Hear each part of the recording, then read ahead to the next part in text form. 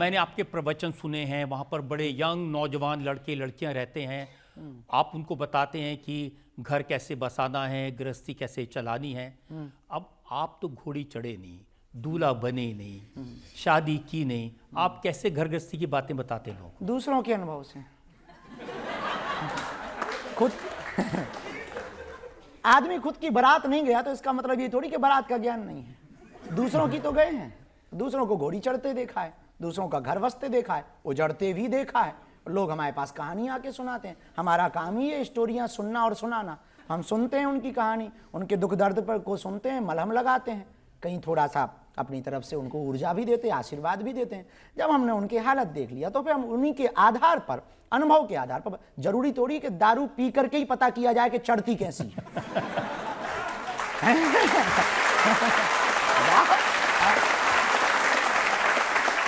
कोई पी के गिरे तो भी पता कर लेना चाहिए ऐसे चढ़ती है।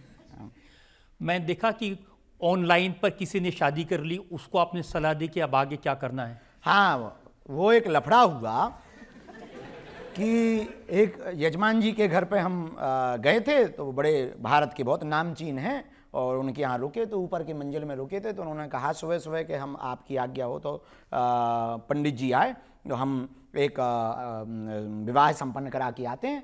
तो हमका किसका? बोले यजमानी जी के बेटे का। हमका करा दो। तो जैसे ही हम नीचे उतरे चाय वाय पीने, तो हमने कहा कि भैया कहाँ है लड़का बहू? बोले लड़का तो ये है, बहू तो विदेश में। तो हम कहा शादी कब हुई? बोले अभी। हम कहा हुई कैसे? बोले ऑनलाइन।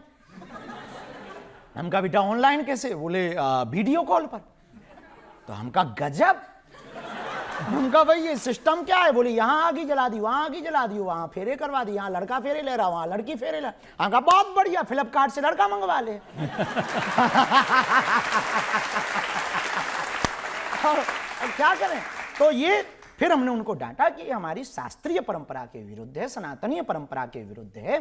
ठीक है, कोई विशेष मजबूरी हो। अब वो बोले 6 महीना बाद वीजा का हो पाएगा। हम कहे 6 महीना बाद रोक लो। जब तुम 20 साल रुक सकते तो 6 माह नहीं रुक सकते, ये कौन सी मजबूरी है? तो फिर इस बात का हमारा कहना, इस कहानी के पीछे जो सारांश है वो ये है, अपनी संस्कृति नहीं भूलनी चाहिए। भागती दौड़ती जिंदगी में, AI के जमाने में HI नहीं भूलना चाहिए, हिंदुत्व परंपरा को नहीं भूलना चाहिए।